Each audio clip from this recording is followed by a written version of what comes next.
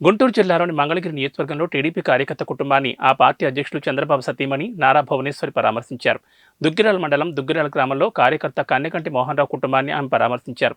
చంద్రబాబు అక్రమ అరెస్టును తట్టుకోలేక గుండెపోటుతో మోహన్ రావు మృతి చెందారు. ఈ క్రమంలో బాధిత కుటుంబాన్ని ఓదార్చి భువనేశ్వరి 3 లక్షల రూపాయల ఆర్థిక సహాయం అందజేశారు. అందరికీ నమస్కారం అండి. మీ అందరికీ తెలుసు 2018లో చంద్రబాబు నాయుడు గారు ప్రజల కోసం అన్నా క్యాంటీన్ ప్రారంభించారు. ఇది అందరికీ అందుబాటులో ఉండాలని 5 రూపాయలకే ఒక భోజనం ఆయన స్టార్ట్ చేశారు.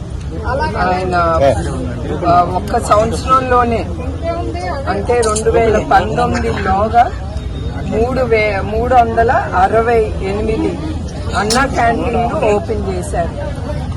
ఒక్కొక్క క్యాంటీన్లో రోజు 1000 మంది భోంచేసేవారు నాకు తెలిసి.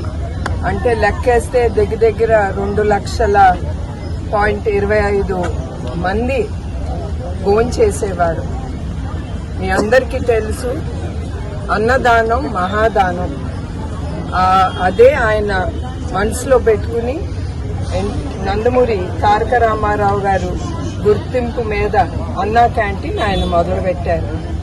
అట్లాంటిది 2019లో వేరే ప్రభుత్వం, ఇప్పుడుండే ప్రభుత్వం వచ్చి అన్ని వాళ్ళు కొల్లగొట్టారు అన్నా క్యాంటీన్లన్నీ. అయినా కూడా ఇప్పుడు 140 క్యాంటీన్లు నడుస్తున్నాయి.